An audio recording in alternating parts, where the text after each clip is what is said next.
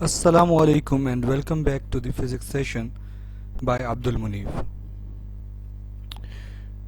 We were dealing with chapter number 3, kinematics and linear motion, and the topics that were to be discussed are rest and motion, equation of motion, and motion under gravity. We have done rest and motion and the relative terminology about rest and motion. Today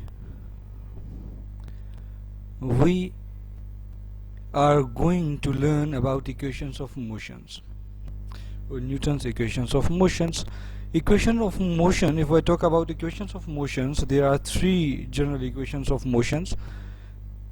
वो तीनों equation हम तभी इस्तेमाल कर सकते हैं जब हमारे पास एक्सेलरेशन कांस्टेंट होगी. एक चीज़ जो याद रखने वाली है, ये तीनों इक्वेशंस तभी इस्तेमाल की जा सकेंगी, तभी इस्तेमाल होंगी जब हमारे पास एक्सेलरेशन कांस्टेंट होगी. अगर एक्सेलरेशन कांस्टेंट नहीं होती तो यहाँ पे या उन कंडीशंस पे हम ये इक्वेशंस यूज़ नहीं कर सकते. इन इक्वेशंस को यूज़ करने के लिए जो हमारे पास एन चीज़ है वो ये कि हमारे पास एक्सेलरेशन कांस्टेंट होनी चाहिए. लेट्स सपोज अगर कोई कहता है एक्सेलरेशन हमारे पास चेंज होती है तो क्या करेंगे. जब एक्सेलरेशन चेंज होगी तो पूरी इक्वेशन के लिए, पूरी सिनेरियो के लिए हम एक साथ इक्वेशन यूज़ नहीं कर सकते. जहाँ तक लेट सपोज अगर कोई बॉडी है वो पहले एक्सेलरेट करती है फॉर 2 सेकेंड्स 2 मीटर पर सेकेंड स्क्वायर, उसके बाद एक्सेलरेशन उसकी चेंज हो जाती है, लेट सपोज 3 मीटर पर सेकेंड स्क्वायर हो जाती है, तो फर्स्ट 2 सेकेंड के लिए आप अलग फॉर्मुलेशन करेंगे, अलग इक्वेशन इस्तेमाल करेंगे और उसके बाद जो इक्वेशन यूज़ होगी वो अलग होगी. जहाँ तक आपके पास एक्सेलरेशन कांस्टेंट है वहीं एक इक्वेशन आप इस्तेमाल कर सकते हैं. तीन इक्वेशंस हमारे पास गिवन हैं, that is Vf is equals to Vi plus At, that is known as first equation of motion. The second equation of motion is S is equal to Vit plus half At square. The third equation is Vf square is equals to Vi square plus 2As, जिसमें Vf termed as final velocity. जहाँ पे भी आपको Vf लिखा हुआ नज़र आएगा तो आपको ये चीज़ ज़हन नशीन होनी चाहिए कि फाइनल वेलोसिटी की बात हो रही है.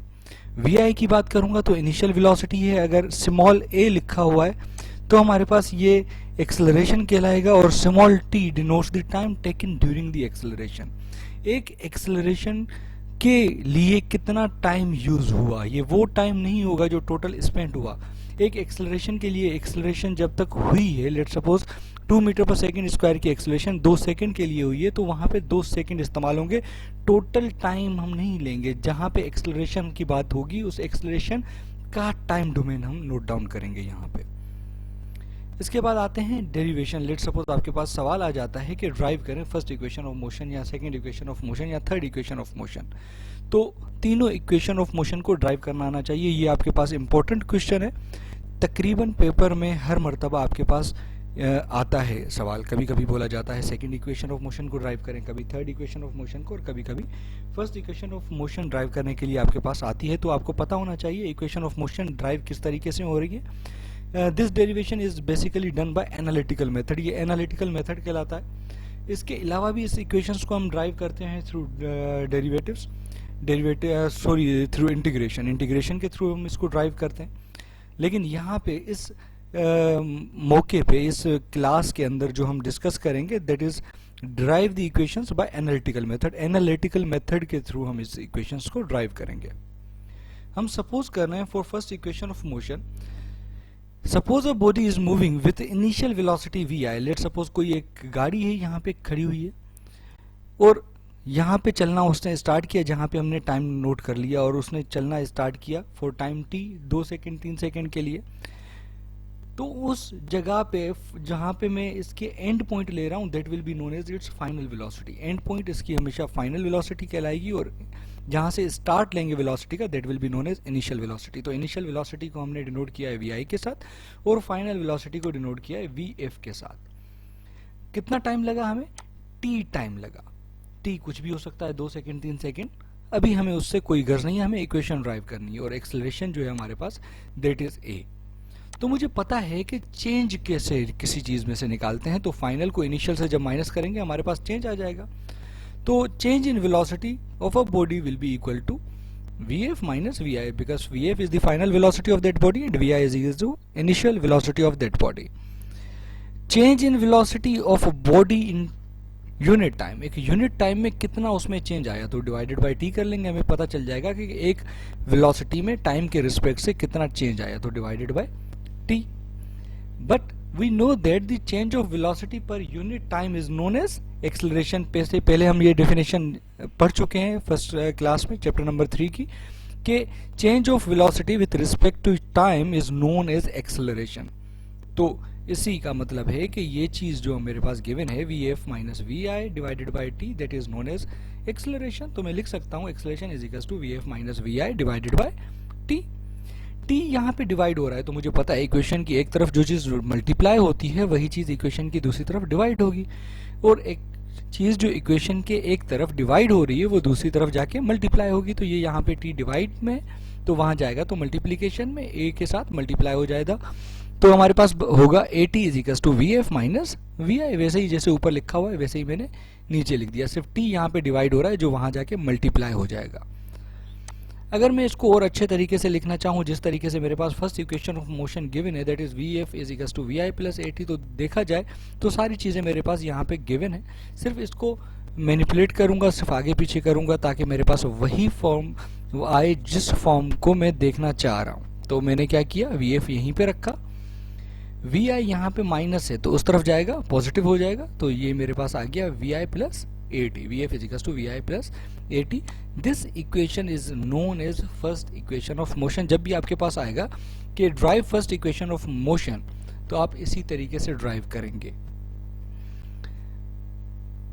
सेकेंड इक्वेशन ऑफ मोशन की तरफ आते हैं. तो सेकेंड इक्वेशन ऑफ मोशन में आपको जैसे बता चुका हूं बराबर होती है S is equal to VIT plus half AT square.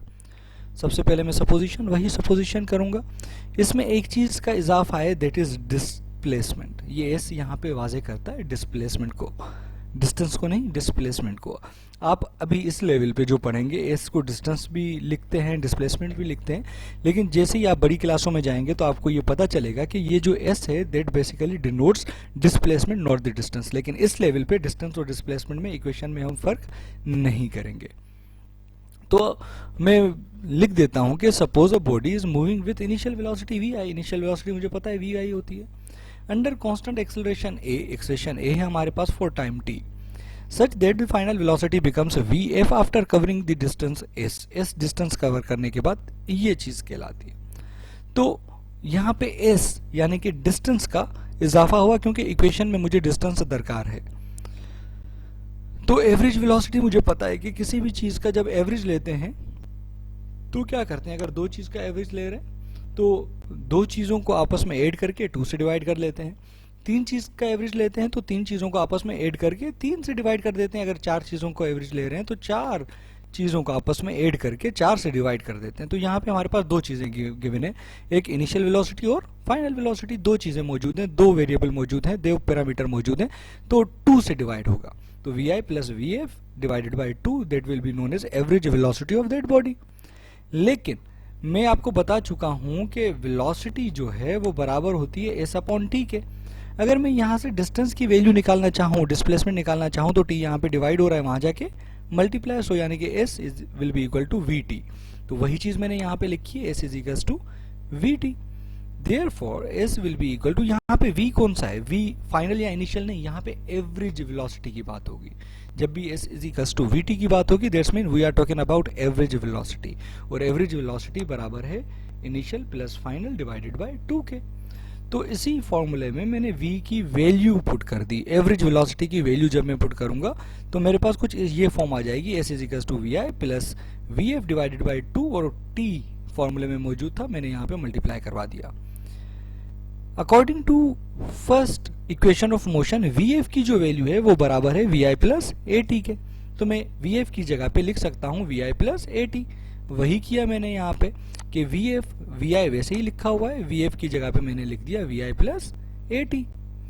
अब सिंपली इसको मैंने सॉल्व कर दिया. प्लस में से जब ब्रैकेट खत्म होगी तो ये हो जाएगा Vi plus AT divided by 2 multiply by T. एक Vi प्लस एक Vi, तो कितने Vi होंगे हमारे पास, 2 Vi. तो टी टू वी आई लिख दिया, बाकी ए टी वैसे ही, बाकी सारी चीज़ें वैसे ही जैसे गिवन थी मेरे पास। अब मैं क्या कर सकता हूँ कि ये जो टी गिवन है, ये टी दोनों जगह पे मल्टीप्लाई होगा। इस फॉर्म में भी टू वी आई के साथ भी मल्टीप्लाई होगा और ए टी के साथ भी मल्टीप्लाई होगा। तो दोनों जगह पे मैंने मल्टीप्लाई करवा दिया, two we I T plus A T square मेरे पास फाइनल रिजल्ट आ गया। ये जो डिनोमिनेटर में टू मौजूद है मेरे पास, डिनोमिनेटर में टू का मतलब है जितने भी ऊपर न्यूमिनेटर में हमारे पास वैल्यू होंगी उन सब के नीचे ये टू मौजूद होगा। तो मैंने इनको अलग अलग करके लिख दिया, तो मेरे पास हो जाएगा टू वी आई टी अब divided by two plus A T square divided by two. यहाँ पे इस जगह पे टू से टू कैंसिल हो जाएगा, हमारे पास बचेगा V I T plus half A T square, and this equation is known as second equation of motion. उम्मीद है आपको समझ में आ रही होंगी चीजें। Now going for third equation of motion. Third equation of motion को ड्राइव करने के लिए मैं सहारा लूंगा फर्स्ट इक्वेशन ऑफ मोशंस का। फर्स्ट इक्वेशन ऑफ मोशन मेरे पास क्या गिवन है, that is V F is equal to we I plus A T. मैंने फर्स्ट इक्वेशन को यूज किया। अब क्या करूंगा, मैं दोनों इक्वेशन की साइड को स्क्वायर करूंगा, क्योंकि मुझे पता है मैथमेटिक्स का रूल है, अगर एक इक्वेशन की साइड पे जो चीज मैं कर रहा हूं वही चीज दूसरी साइड पे भी करूंगा तो मेरी इक्वेशन में कोई फर्क नहीं पड़ेगा। तो मैंने वही चीज इस्तेमाल की, वही लॉ इस्तेमाल किया और दोनों तरफ इस इक्वेशन को स्क्वायर कर दिया। Squaring both side of above equation I will get v f का भी स्क्वायर हो जाएगा और वी आई प्लस ए टी का होल स्क्वायर आ जाएगा। ए प्लस बी का होल स्क्वायर का फॉर्मूला आपके पास यहाँ पे बन रहा है और ए प्लस बी का होल स्क्वायर बराबर होता है a square plus two a b plus b square. यहाँ पे ए की जगह पे आपके पास वी आई है और बी की जगह पे आपके पास ए टी है, तो उसी फॉर्मूले को हम यहाँ पे एक्सपेंड करेंगे।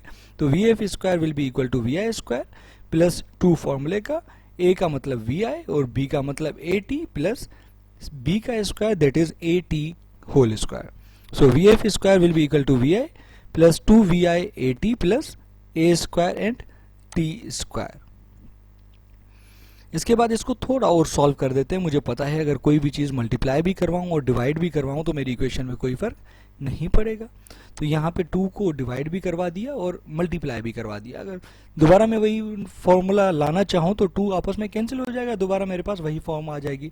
इसको मैंने ऐसा किया क्यों, उसकी वजह है क्योंकि मेरे पास ऊपर गिवन है एस चाहिए मुझे और एस मुझे यहाँ पे नज़र आ रहा है। उसी चीज़ को यूज़ करते हुए मैंने क्या किया, टू को डिवाइड भी कर दिया और टू को मल्टीप्लाई भी कर दिया। मेरी इक्वेशन में कोई फर्क नहीं पड़ेगा।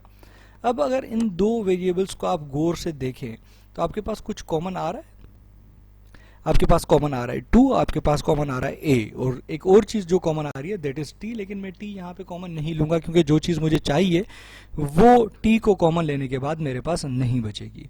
एस की वैल्यू मुझे चाहिए और मुझे पता है कि according to second equation of motion S बराबर होता है V I T plus half A T square, और मुझे यहाँ पे वो चीज़ नज़र आ रही है। तो टू ए को मैंने कॉमन ले लिया।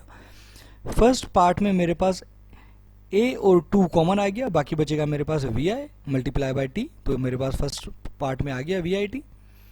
सेकेंड पार्ट में मैंने ऊपर वाला टू तो कॉमन ले लिया, नीचे आपके पास एक टू बचा है तो 1/2, एक ए कॉमन ले लिया तो मेरे पास बाकी एक ए बचा दैट इज ए, और टी स्क्वायर वैसे ही लिख दिया मैंने। तो मेरे पास v I T plus half A T square according to second equation of motion that is equal to what, this is second equation of motion, s is equal to we I T plus half A T square.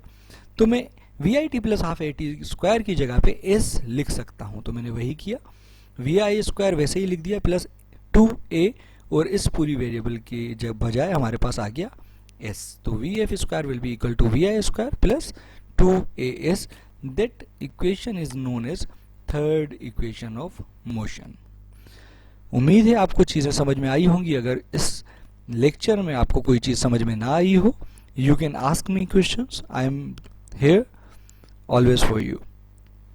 इंशाल्लाह अगली class में मुलाकात होगी और कुछ problem करेंगे इन तीनों equations को देखते हुए। इस लेक्चर को ज़रा गौर से देख लीजिएगा, इक्वेशन ऑफ मोशन को ज़रा गौर से देख लीजिएगा ताकि प्रॉब्लम करते हुए आपको कोई मुश्किलात का सामना ना करना पड़े। इंशाल्लाह फिर मुलाकात होगी। अल्लाह हाफिज़।